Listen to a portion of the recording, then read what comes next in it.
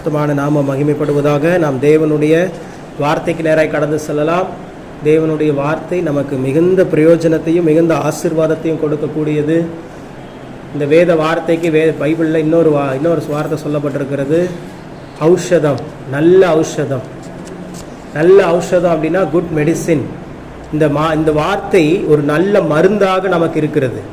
நம்முடைய இருதயத்தில் ஏற்பட்டிருக்கிற காயங்களுக்கும் சரி, நம்முடைய சரீர பிரகாரமான பிரச்சனைகளுக்கும் சரி, எந்த விதமான காரியமாக இருந்தாலும் அதற்கு ஒரு மருந்து, அது ஒரு நல்ல மருந்து எதுன்னு கேட்டிங்கன்னா இந்த தேவனுடைய வார்த்தை. அல்லேலூயா. இந்த வார்த்தையை கேட்கும் பொழுதே, அந்த வார்த்தையை நாம் எந்த அளவுக்கு இருதயத்தில் பெற்றுக்கொள்ளுகிறோமோ, அந்த வார்த்தை எந்த அளவுக்கு விசுவாசிக்கிறோமோ, அந்த அளவுக்கு நம்முடைய வாழ்க்கையில் நன்மைகள் நடக்கும், சுகம் உண்டாகும், விடுதலை உண்டாகும், மன விருப்பங்கள் அனைத்தும் நிறைவேறும். ஏனென்றால் இந்த வார்த்தை ஜீவன் உள்ளது. இந்த வார்த்தையில தான் இயேசு கிறிஸ்து இருக்கிறார். அந்த வார்த்தை, ஆதியிலே வார்த்தை இருந்தது, அந்த வார்த்தை தேவனோடு இருந்தது, அந்த வார்த்தை தேவனாய் இருந்தது. The word was God. அந்த வார்த்தையே தேவனாய் இருந்ததுனால அந்த வார்த்தைக்குள்ளதான் ஆண்டவராக இயேசு இருக்கிறார். அந்த வார்த்தையை நாம் கேட்கும் பொழுது, அவர் நமக்குள்ள வரும் பொழுது, வெளிச்சம் உள்ள வந்துருச்சுன்னா இருள் என்ன ஆயிரும்? ஆட்டோமேட்டிக்கா போயிடும். இப்போ பெரிய ஒரு இருளில் நிற்கிறோம். அந்த இருளில் இருந்துக்கிட்டு இருளே போனா போகாது. ஆனால் அதே இருளில் ஒரு வெளிச்சத்தை ஏற்படுத்திட்டோம் அப்படின்னா அந்த இருள் ஆட்டோமேட்டிக்காக என்ன ஆயிரும்? போயிடும். அதே போல தான் நம்முடைய வாழ்க்கையில இருளான பகுதியில் எந்த இடத்துல இருள் இருக்கிறதோ, ஒரு சிலருக்கு வியாதி என்கிற இருள் இருக்கும், ஒரு சிலருக்கு வாழ்க்கையில் கடன் பிரச்சனை என்கிற இருள் இருக்கும், ஒரு சிலருக்கு கணவன் மனைவி அல்லது பெற்றோர் பிள்ளைகளுக்குள்ள சண்டைகள், பிரச்சனைகள், போராட்டங்கள், சொத்து பிரச்சனைகள் போன்ற காரியங்களில் என்ன இருக்கும்? இருள் இருக்கும். இந்த இருள் மத்தியில் இயேசு என்கிற அந்த ஒளி வரும் பொழுது ஆட்டோமேட்டிக்காக அந்த இடத்துல அந்த இருள் விலகிறோம், வெளிச்சம் உண்டாகிறோம். அல்லேலூயா. அதனால எப்போதுமே நம்மளுடைய ஜெபம் என்னவா இருக்கணும் அப்படின்னா, ஆண்டவரே நீங்க எனக்குள்ள இருங்க, நீங்க என் கூட இருங்க. அவ்வளோதான். ரொம்ப சிம்பிளா ஜெபிக்கலாம். நீங்க என் கூட இருங்க, நீங்க எனக்குள்ள இருங்க. அவ்வளோதான். எனக்கு கூட இருந்தீங்க அப்படின்னா என் வாழ்க்கையில் இருள் இருக்காது. எனக்குள்ள இருந்தீங்க அப்படின்னா எனக்குள்ள இருள் இருக்கா. உங்களுக்குள்ளேயே இருள் இருக்கக்கூடாது, உங்களோடைய இருள் இருக்கக்கூடாது. முழுவதுமான வெளிச்சமான ஒரு பகுதியாக, முழுவதுமான ஆசீர்வதிக்கப்பட்ட ஒரு வாழ்க்கையாக நம்ம வாழ்க்கை மாறும். அல்லேலூயா.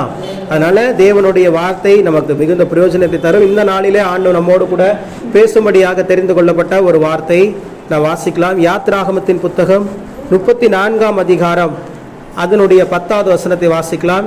யாத்ராகமம் 34ஆம் அதிகாரம் 10ஆம் வசனம். அதற்கு அவர், இதோ நான் ஒரு உடன்படிக்கை பண்ணுகிறேன், பூமி எங்கும் எந்த ஜாதிகளிடத்திலும் செய்யப்படாத அதிசயங்களை உன் ஜனங்கள் எல்லாரும் முன்பாகவும் செய்வேன். உன்னோடே கூட இருக்கிற ஜனங்கள் எல்லாரும் கர்த்தருடைய செய்கையை காண்பார்கள். உன்னோடே கூட இருந்து நான் செய்யும் காரியம் பயங்கரமாயிருக்கும். கண்களை மூடி செபிப்போம். வார்த்தையாகிய தேவனே எங்கள் மத்தியிலே வெளிப்படும். பேசுகிறவர்கள் நீங்கள் அல்ல, பிதாவின் ஆவியானவரே உங்களிலிருந்து பேசுகிறார் என்று சொன்ன வார்த்தை கனப்படுத்தி அருளும். சொல்லும் அடியார்கள் கேட்கிறோம். திருவசனத்தை கேட்கிறவர்களாய் மாத்திரமல்லாமல் அதன்படி செய்கிறவர்களாய் மாற எங்களை அர்ப்பணிக்கிறோம். இயேசு கிறிஸ்துவின் நாமத்தில் பிதாவே, ஆமென். அல்லேலூயா. உன்னோடு கூட இருந்து நான் செய்யும் காரியம் பயங்கரமாயிருக்கும். அல்லேலூயா. ஆண்டவர் இந்த நாளிலே உங்களுக்கு நமக்கு தருகிற தேவனுடைய ரேமா வார்த்தை, தீர்க்க தரிசனமான வார்த்தை என்ன அப்படின்னா, நீ எதை குறித்தும் கலங்க வேண்டாம், நீ எதை குறித்தும் பயப்பட வேண்டாம். நான் உன் கூட இருந்து செய்கிற காரியங்கள் இனி அது பயங்கரமாயிருக்கும். அல்லேலூயா. அப்படிப்பட்டதான பயங்கரமான கிரியைகளை நடப்பிக்கிற தேவன் நம்முடைய தேவன். அவர் பயங்கரமான தேவன், அவருக்கு ஒரு பேரே உண்டு. அல்லேலூயா. அவர் அவ்வளவு பயங்கரமான கிரியைகளை நமக்காக நடப்பிக்கிறவர்.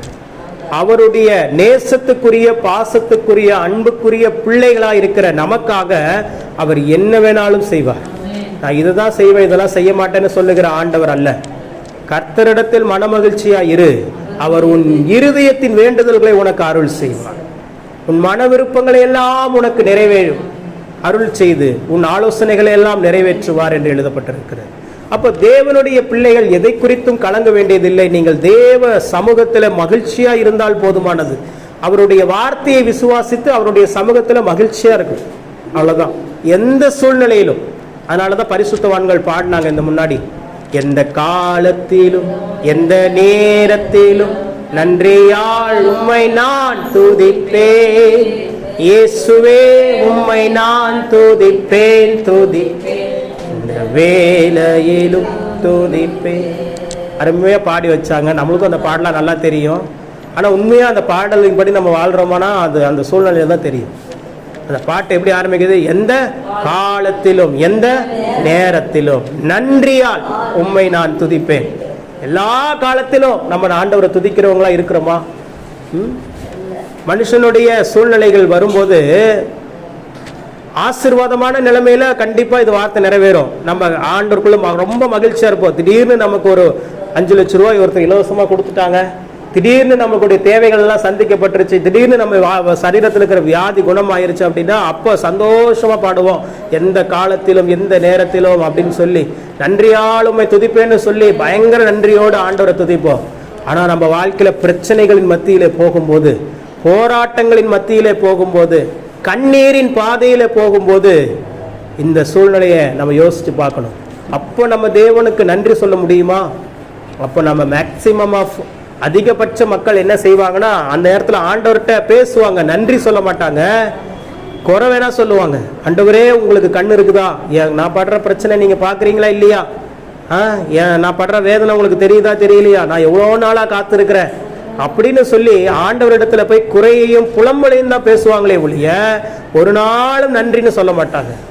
ஆனா பரிசுத்தவான்கள் வேதாகமத்தில் அப்படி சொல்லி இருக்கிறாங்க. யோபு சொன்னார், கர்த்தர் கொடுத்தார், கர்த்தர் எடுத்தார், கர்த்தருடைய நாமத்திற்கு ஸ்தோத்திரம். எந்த சூழ்நிலையில அவர் சொல்றாரு? நல்ல ஆசீர்வாதமான சூழ்நிலையில அவர் சொல்லல. இருக்கிறது எல்லாம் போயிருச்சு, இருக்கிற எல்லா ஆசீர்வாதங்களும் போயிருச்சு. 10 பிள்ளைகள் அவருக்கு இருந்தாங்க, 10 பிள்ளைகளும் மரித்து போய் விட்டார்கள். சொந்த மனைவி தூசிக்கிறார். இன்னுமா உங்க உத்தமத்துல நிக்கிறீங்க? தேவனை தூசிச்சுட்டு ஜீவனை விட்டுருங்கிறான். அவ்வளவு கொடுமையான ஒரு சூழல். இதெல்லாம் பத்தலங்கிற பத்தில சரீரத்திலையும் வியாதி. இந்த சூழ்நிலையில தான் அவர் சொல்றார், கர்த்தரிடத்துல நன்மையை பெற்றுக்கொண்டோம், தீமையை பெறாம இருக்கலாமா அப்படின்னு சொல்லிட்டு கர்த்தர் கொடுத்தார், கர்த்தர் எடுத்தார், கர்த்தருடைய நாமத்திற்கு ஸ்தோத்திரம் அப்படின்னு சொல்றார். அந்த சூழ்நிலையில தான், அதுதான் ஒரு டெஸ்ட், அதுதான் அந்த சோதனை. அதான் வேதத்துல சொல்லப்பட்டிருக்கிறது, சோதனையை சகிக்கிற மனுஷன் பாக்கியவான். அப்படின்னா என்ன அப்படின்னா, நீங்க சோதனைகளை சகிச்சிட்டீங்கன்னா பாக்கியவான்களாக பாக்கியவதிகளாக மாற்றப்படுவீர்கள். உங்க வாழ்க்கையில நன்மைகள் உண்டாகும், ஆசீர்வாதங்கள் உண்டாகும். அந்த சோதனைகளை சகிக்கிற வரைக்கும் மட்டும் கொஞ்சம் தேவ சமூகத்துல நம்ம என்ன பண்ணிடணும்? சந்தோஷமா தேவ சமூகத்தில் எதை பற்றியும் கவலைப்படாம எல்லாவற்றையும் அவர் பார்த்து கொள்வார் அப்படின்னு சொல்லி நம்ம இருக்கும்போது தேவன் நம்மளை ஆசீர்வாதத்துக்குரிய பாத்திரமாய் மாற்றுவார். அல்லேலூயா. சரி, இந்த இடத்துல இன்னைக்கு வாசித்த படம், உன்னோடு கூட இருந்து நான் செய்கிற காரியம் பயங்கரமா இருக்கும் அப்படின்னு வேதம் சொல்லு. இது மோசேக்கு ஆண்டவர் சொன்ன ஒரு வார்த்தை.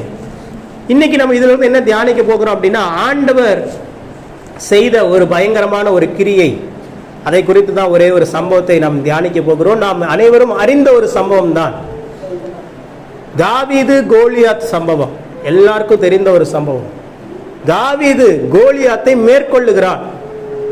எப்படி அவன் மேற்கொண்டான், எப்படி அவனுடைய சூழ்நிலைகள் அவன் அந்த சத்ருவாகிய கோலியாத்தை மேற்கொண்டு ஜெயத்தை பெற்றுக்கொண்டான், இது தாவீதினால் உண்டானது அல்ல, தாவீது கூட இருந்த தேவனால் உண்டான ஒரு காரியம். அல்லேலூயா. இதுக்கு வசனம் வாசிச்சோம், நான் உன்னோடு கூட இருந்து நான் செய்யும் காரியம். யார் தான் செய்ய போறார்? தேவன் தான் செய்ய போகிறார். இப்போ உங்க கூட இருந்து உங்க பிரச்சனைகளை, உங்க போராட்டங்களை எல்லாம் மாற்ற போறது யாரு தான்? ஆண்டவர் தான். உங்க கடன் பிரச்சனைகளை மாற்ற போவது கர்த்தர் தான். உங்க வாழ்க்கையில் இருக்கிற நெருக்கடிகளை மாற்ற போவது கர்த்தர் தான். உங்களுக்கு ஆசீர்வாதங்களை கொடுக்க போவது கர்த்தர் தான். எல்லாமே கர்த்தர் தான். இன்னைக்கு நமக்கு தேவையான எல்லா நன்மைகளையும் தரப்போவது அவர்தான். அவர்தான் சொல்ற பயங்கரமான கிரியை. அப்ப தாவீது கூட தாவீது கோலியாத்தை ஜெயிக்கல, தாவீது கூட இருந்த தேவனாலே தாவீது கோலியாத்தை ஜெயிக்க முடிந்தது. அல்லேலூயா. அவரே தாவீதே அதை டிக்ளேர் பண்றாரு. நான் எதனால வருது, நான் அந்த முழு சம்பவத்தை வாசிச்சோம்னா தெரியும். வாசிக்கலாம். 1 சாமுவேல் 17ஆம் அதிகாரத்தை திருப்பிக் கொள்வோம். முதலாவது 4வது வசனத்தை வாசிங்க. 1 சாமுவேல் 17ஆம் அதிகாரம் 4ஆம் வசனம். கோலியாத் என்னும் பேருள்ள ஒரு வீரன்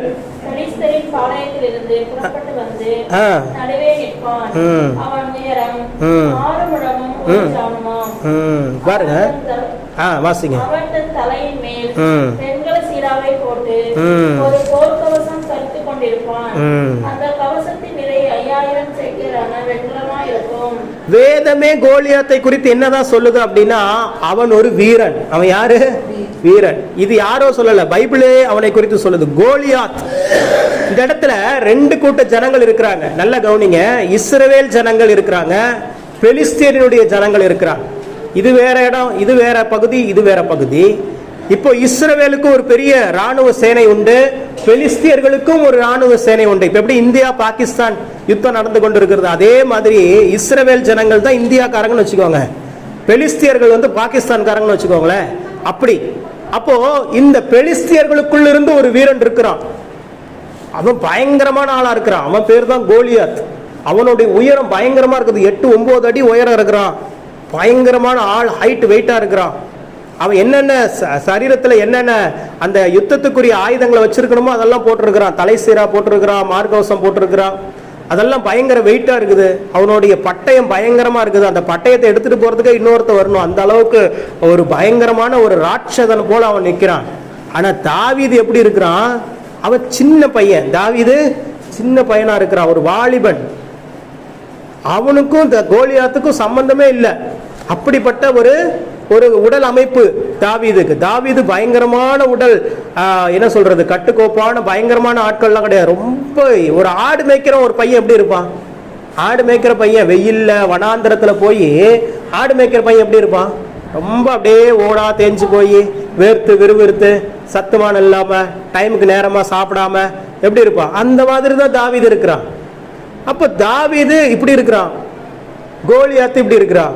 ஏன் அந்த கோலியாத்தை குறித்து நிறைய சொல்லப்பட்டிருக்குது? அவன் ஒரு வீரன் சொல்லப்படுகிறது, அவன் என்னென்னலாம் அவன் அழிஞ்சிருக்கான்னு சொல்லப்படுது அப்படின்னா, இந்த கோலியாத் என்கிறவன் தன்னை நம்பி வருகிறான். தன்னோடு தாங்கிட்ட இருக்கிறது அந்த அந்த கவசம், அந்த பட்டயம்னு சொல்லி கடவுளை நம்பி வரல, தன்னை நம்பி தன்னுடைய சுயத்தை நம்பி அவன் வருகிறான் அந்த போருக்கு. இப்ப கவனிங்க, வாசிங்க. ஆனா தாவீது எப்படி வருகிறான் பாருங்க. 8வது அதே அதிகாரத்துல 8வது வசனம் 9, 8, 9, 10 3 வசனம் வாசிங்க. இப்ப கோலியாத் வந்து என்ன சொல்றான் பாருங்க. இஸ்ரவேலின் சேனைகளை பார்த்து சத்தமிட்டு, இஸ்ரவேலின் சேனைகளை பார்த்து சத்தமிட்டு, நீங்கள் யுத்தத்திற்கு அணிவகுத்து நிற்கிறது என்ன? நான் பெலிஸ்தன் அல்லவா? நீங்கள் சவுலின் சேவகர் அல்லவா? உங்களில் ஒருவனை தெரிந்து கொள்ளுங்கள், அவன் என்னிடத்தில் வரட்டும். அவன் என்னோட யுத்தம் பண்ணவும் என்னை கொல்லவும் சமர்த்தனானால் நாங்கள் உங்களுக்கு வேலைக்காரராய் இருப்போம். நான் அவனை ஜெயித்து அவனை கொல்வேனானால் நீங்கள் எங்களுக்கு வேலைக்காரராய் இருந்து எங்களை சேவிக்க வேண்டும் என்று சொல்லி, இன்னும் அந்த பெலிஸ்தன், நான் இன்றைய தினம் இஸ்ரவேலுடைய சேனைகளை நிந்தித்தேன், நாம் ஒருவரோடு ஒருவர் யுத்தம் பண்ண ஒருவனை விடுங்கள் என்று சொல்லி கொண்டு வருவான். பாருங்க, அவன் சேலஞ்ச் பண்றான். வந்து அவன் ஒத்த ஆள் வந்து இஸ்ரவேல் அந்த நாட்டினுடைய சேனைகள், அந்த ராணுவத்திற்கே சேலஞ்ச் பண்றான். என்ன சொல்றான்? உங்களிடத்துல ஒருத்தனை மட்டும் அனுப்புங்க, நான் என்னை ஜெயிக்கட்டும். என்னை ஜெயிச்சுட்டா நானும் என்னுடைய நாட்டில் இருக்கிற எல்லாரும் உங்களுக்கு அடிமைகளா இருப்போம். நான் உங்களை ஜெயிச்சுட்டா, அந்த ஒருத்தனை ஜெயிச்சுட்டா நீங்க எல்லாம் எனக்கு அடிமைகளா இருக்கணும் அப்படின்னு சொல்லி வந்து சேலஞ்ச் பண்றான். யாரை சேலஞ்ச் பண்றான்? தேவனால் ஆசீர்வதிக்கப்பட்ட இஸ்ரவேல் ராணுவ, தேவனால் உடன்படிக்கை பண்ணப்பட்ட இஸ்ரவேல் ஜனங்கள், அவர்களிடத்துல இருந்து ஒரு சேலஞ்ச் பண்றான். இந்த சேலஞ்சை கேட்கிற இஸ்ரவேல் ஜனங்களுடைய மனது எப்படி இருக்குது, அவங்களுடைய சிந்தை எப்படி இருக்குதுன்னு பாருங்க. 11வது வசனம். சவுலும் இஸ்ரவேல் அனைவரும் அந்த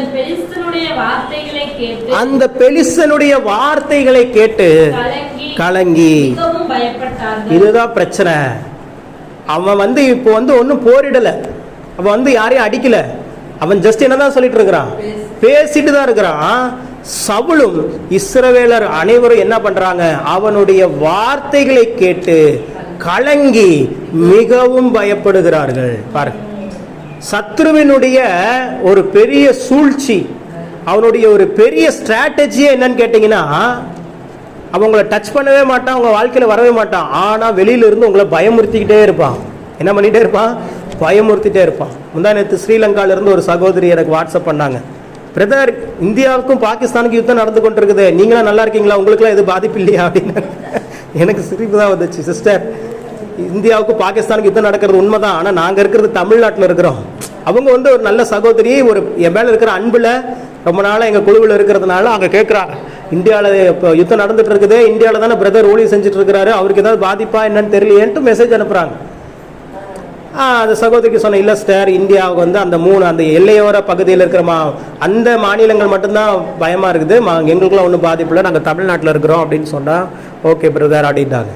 அப்போது இந்த சூழ்நிலை கேள்விப்படும் போது பயம், உடனே பயம் ஏதாவது ஒரு சூழ்நிலை நம்மை பயமுறுத்துகிற சம்பவங்கள் நீங்கள் பார்த்தீங்கன்னா நம்மளை சுற்றி நடந்து கொண்டே இருக்கும். பாருங்க, நேற்று இதே இந்தியா பாகிஸ்தான் கூடிய போருக்கு ட்ரம்ப், அமெரிக்க அதிபர் ட்ரம்ப் மூலமா என்ன பண்றாங்க, 2 பேரும் ஒப்புதல் அளிக்க ஒத்துக்கிட்டாங்க. அதாவது போரை நிறுத்துறதுக்கு இந்தியாவும் ஒத்துக்குது, பாகிஸ்தானும் ஒத்துக்குது அப்படின்னு சொல்லி ஒரு அறிவு போடுறாங்க. அப்படியே அந்த டைமிலே கீழே இன்னொரு நியூஸ் சேனல் என்ன போடுறாங்க, திரும்பவும் அடங்காத பாகிஸ்தான், திரும்பவும் போர் நடத்த முயற்சியா அப்படின்னு சொல்லி ஒரு கேள்விக்குறி போடுறாங்க. ஆக்சுவலா அங்க மேல என்ன பண்ணிட்டாங்க, முடிஞ்சிருச்சு. வேற ஒரு நியூஸ் சேனல்ல அதுதான் உண்மையான ஒரு நியூஸ். எதுக்காக இப்படி அடுத்த ஒரு நியூஸ் வந்து அப்படி வருது அப்படின்னா, ஜனங்களுக்குள்ள ஒரு பயத்தை ஏற்படுத்துவதற்கு. இன்னைக்கு நம்ம பார்க்கிற காரியங்கள், கேட்கிற காரியங்கள், பேசுகிற காரியங்கள் மூலமாகத்தான் நம்முடைய ஆத்மாவில காரியங்கள் சேர்க்கப்படுகிறது. ஒரு மனுஷன் 3 நிலையில இருக்கிறான், ஆவி, ஆத்மா, சரீரம் என்று சொல்லி. அந்த ஆத்மாங்கிறது தான் நம்மளுடைய மனசு, நம்மளுடைய நினைவுகள், நம்மளுடைய யோசனைகள். இந்த ஆத்மாக்குள்ள எப்படி காரியங்கள் சேகரிக்கப்படும் அப்படின்னா, நீங்க எதை பார்க்குறீங்களோ, எதை கேட்குறீங்களோ, எதை பேசுறீங்களோ, 5 புலன்கள்னு சொல்றாங்க பார்த்து, எதை உணர்கிறீர்களோ அதெல்லாம் எங்க போய் ஸ்டோர் ஆகும், ஆத்மாவில் ஸ்டோர் ஆகும். அது எல்லாம் உங்க மைண்ட்ல இருந்துகிட்டே இருக்கும், உங்க மனசுல இருந்துகிட்டே இருக்கும்.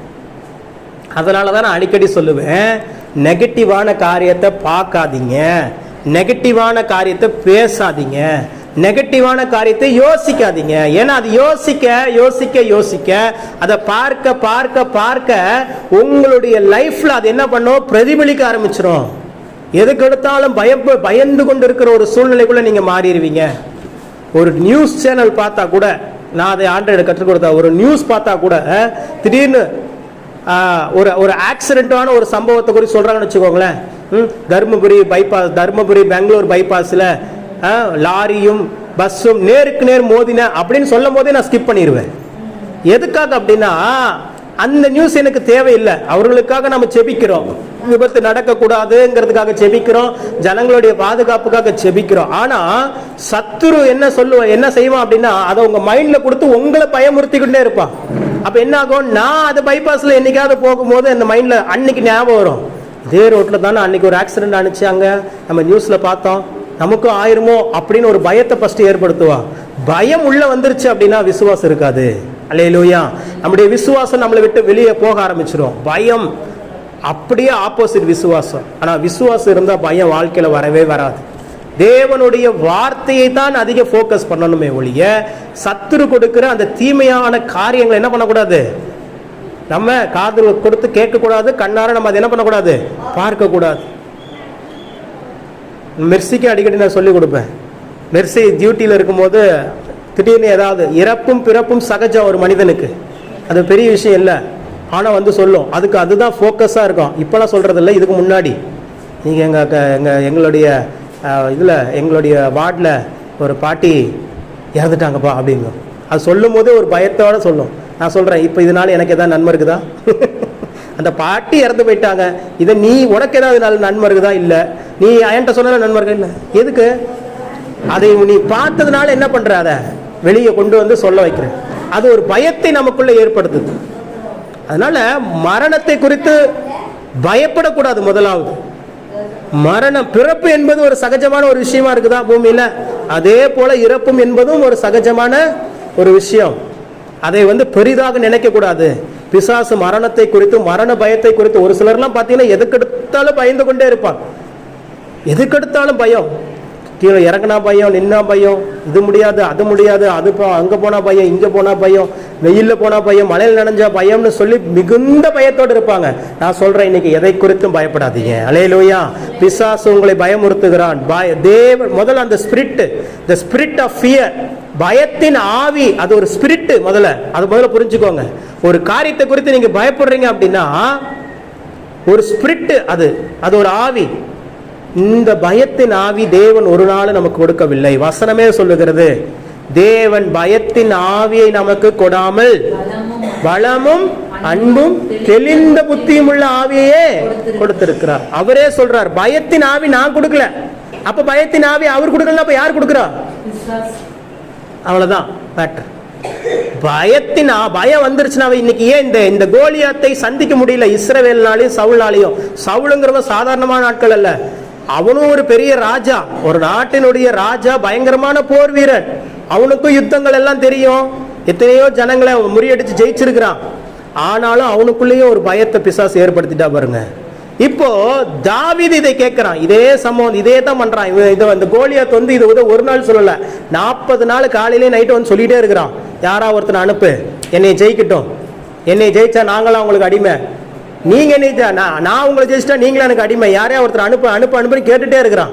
அவன் வரும்போதெல்லாம் இவங்க எல்லாம் தராபரான்னு ஓடுறானுங்க, சவுலும் அந்த இஸ்ரவேலுடைய சேனைகளும். வசனம் அப்படியே சொல்லப்படுகிறது, வாசிங்களா அடுத்த வசனம். 23வது வசனத்தை வாசிங்க.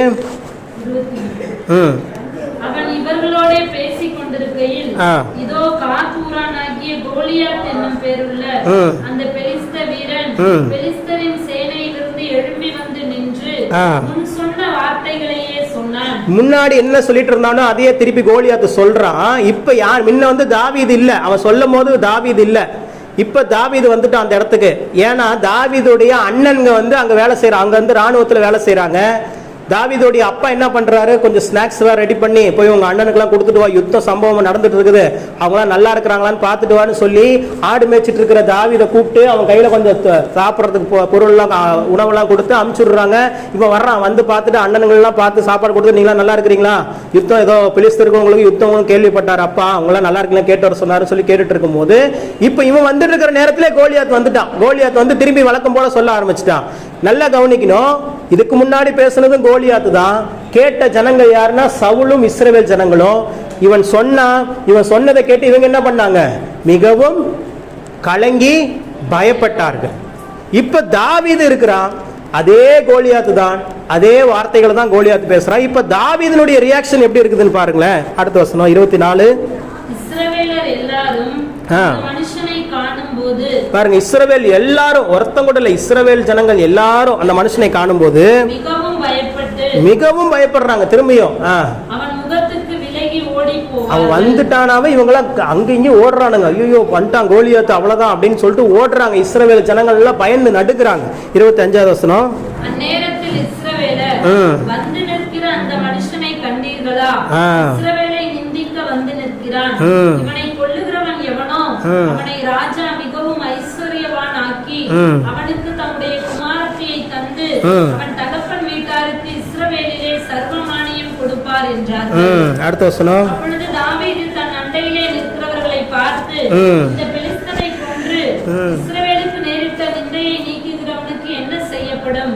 ஜீவனுள்ள தேவனுடைய சேனைகளை நிந்திக்கிறதற்கு, ஜீவனுள்ள, இதுதான் தாவீதுனுடைய ரியாக்ஷன், ஜீவனுள்ள தேவனுடைய சேனைகளை நிந்திக்கிறதற்கு விருத்த சேதனம் இல்லாத இந்த பெலிஸ்தன் எம்மாத்திரம் என்றான். இதுதான் தாவீதினுடைய வெற்றிக்கு முதல் படி. இப்போ இஸ்ரவேல் ஜனங்கள் பயந்து நடுங்கி போய்கிட்டு இருக்கிறாங்க. ஆனா ஒண்ணு சொல்றாங்க, இந்த கோலியாத் இருக்கிறானே, இவனை யாரு கொல்றாங்களோ அவங்களுக்கு நம்ம சவுல் ராஜா என்ன பண்ண போறாரு, பயங்கர ஐஸ்வர்யவானா மாத்தி தன்னுடைய மகளையே கல்யாணம் பண்ணி கொடுக்க போறாரு, மிகுந்த ஐஸ்வர்யமாக்க போறாருன்னு சொல்றாங்க. இது தாவீது காதுல கேக்குது. இப்போ நல்லா கவனிங்க, தாவீதின் காதுல பாசிட்டிவ் நியூஸ் அவன் உள்வாங்குறான்.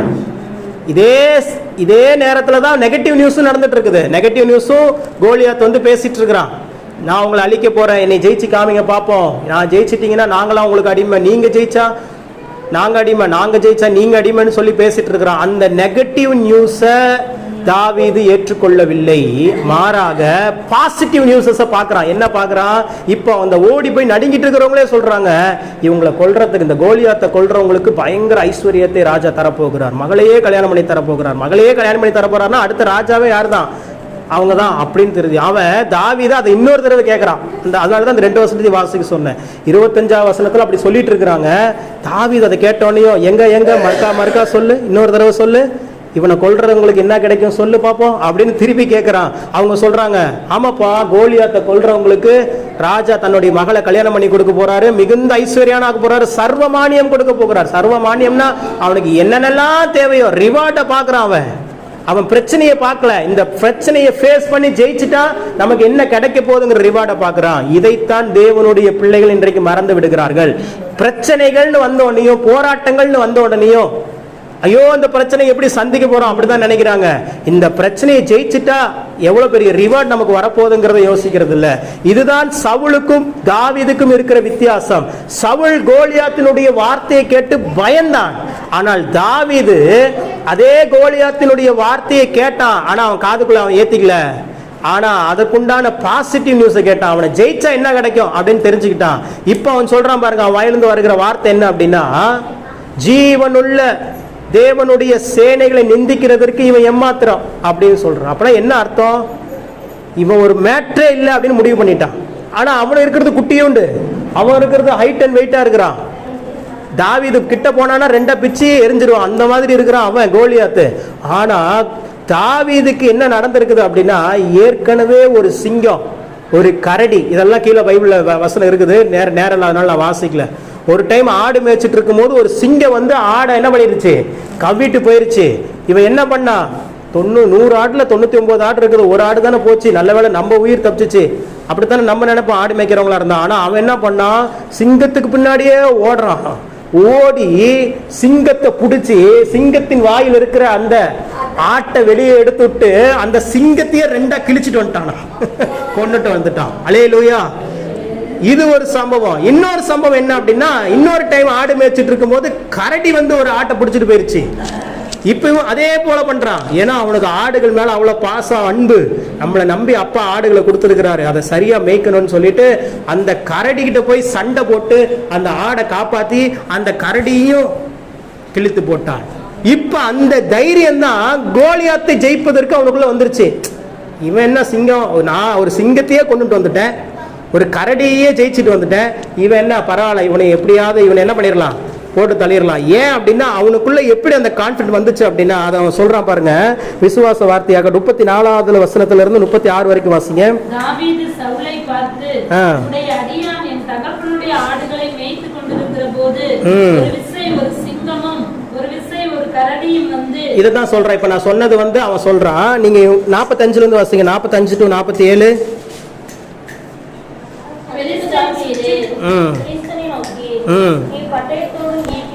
இப்பதான் சொல்றான், நீ பட்டயத்தோடும் ஈட்டியோடும் கேடகத்தோடும் என்னிடத்தில் வருகிறாய், நானோ நீ நிந்தித்த இஸ்ரவேலினுடைய இராணுவங்களின் தேவனாகிய சேனைகளுடைய கர்த்தரின் நாமத்திலே உன்னிடத்தில் வருகிறேன். இன்றைய தினம் அவனுடைய விசுவாச அறிக்கை பாருங்க.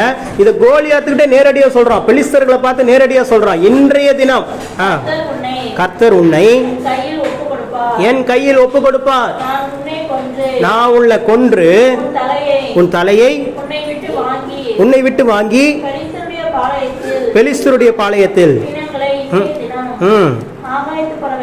ஆகாயத்து பறவைகளும் பூமியின் காட்டு மிருகங்களுக்கும் கொடுப்பேன்.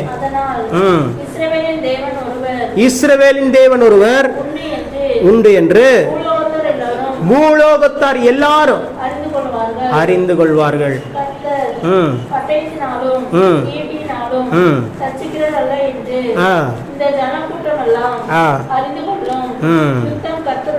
யுத்தம்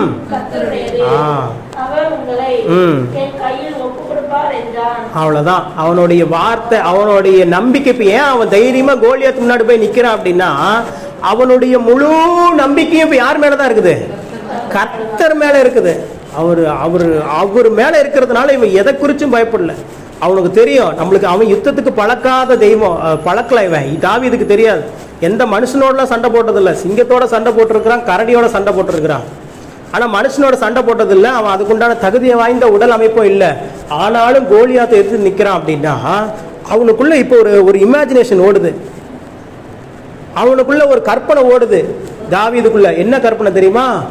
தாவீது கோலியாத்தை வெட்டி சாய்க்கிறான். அவன் சரீரத்தை கொண்டு போய் ஆகாயத்து பறவைகளுக்கு உணவாய் கொடுக்கிறான். இதெல்லாம் ஜனங்கள் பார்க்கறாங்க. பார்த்துட்டு இஸ்ரவேல்ல ஒரு தேவன் உண்டு என்பதை அறிந்து கொள்கிறார்கள். இந்த யுத்தம் கர்த்தருடையது. அப்ப இதெல்லாம் என்ன பண்றான், ஒரு இமேஜினேஷன்ல பார்த்துட்டு அந்த பார்த்த இமேஜினேஷன் அவன் அப்படியே சொல்றான் பாருங்க. இதுதான் ரகசியம், வேற ஒன்றுமே இல்லை. நான் இதைத்தான் அடிக்கடி நம்ம சபையில சொல்றது. நீங்கள் என்ன, உங்களுக்கு என்ன வேணுமோ, நீங்க எப்படி இருக்கணும்னு நினைக்கிறீங்களோ அதை இமேஜின் பண்ணி அதை பேசுங்க. அதை என்ன பண்ணுங்க, கற்பனை பண்ணி பேசுங்க. அப்படி பேசுனீங்கன்னா அது இமீடியட்டா நடக்கும். ஹல்லேலூயா. ஏன் அப்படின்னா தேவன் மீது அவனுடைய முழு நம்பிக்கை வந்துருச்சு. அவன் சொல்றான் பாருங்க, பட்டயத்தினாலும் ஈட்டியினாலும் நீ வர்ற, நான் யாரோட தெரியுமா வரேன், சேனைகளின் கர்த்தருடைய நாமத்தில் நான் உனக்கு எதிராக வரேன். இன்னொன்னு சொல்றான், இந்த யுத்தம் என்னுடையது அல்ல, இந்த யுத்தம் யாருடையது, கர்த்தருடையது. இதெல்லாம் முக்கியமான பாயிண்ட் நம்மளுக்கு. நம்ம வாழ்க்கையில் இருக்கிற பிரச்சனைகள் இது நம்மளுடைய பிரச்சனை இல்லை. இப்ப இது யாரோட பிரச்சனை, அவருடைய பிரச்சனை. அவர் ஒப்பு கொடுப்பார். அல்லேலூயா. இந்த பிரச்சனைகளிலே ஜெயத்தை கர்த்தர் உங்க கரங்களில் ஒப்பு கொடுப்பார். உங்கள் சத்துருக்களை உங்கள் கரங்களிலே ஒப்பு கொடுப்பார். அது எப்படிப்பட்ட நெருக்கமா இருந்தாலும் சரி, எப்படிப்பட்ட போராட்டமா இருந்தாலும் சரி, எத்தனை லட்சங்கள் கடனா இருந்தாலும் சரி, தேவன் ஆசீர்வாதங்களை உங்கள் கையில் ஒப்பு கொடுப்பார். அல்லேலூயா. உங்களுடைய நம்பிக்கை, உங்களுடைய விசுவாசம் கர்த்தர் மீது மாத்திரம் இருக்கு. வேற ஏதாவது அவன் சொன்னானா, நான் யார் தெரியுமா, நான் ஆண்டவர் பயங்கரமா வர்ஷிப் பண்றவன், எனக்குள்ள பயங்கரமான அபிஷேகம் இருக்குது, உன்னை என்ன பண்ற பாரு, அதெல்லாம் எதுவுமே அவன் பேசல. ஒன்னே ஒண்ணுதான் சொல்றான், இந்த யுத்தம் கர்த்தருடையது, அவர் என்ன பண்ணுவார், உன்னை என் கையில ஒப்பு கொடுப்பார். நடந்தது என்ன, அதே போலதான்.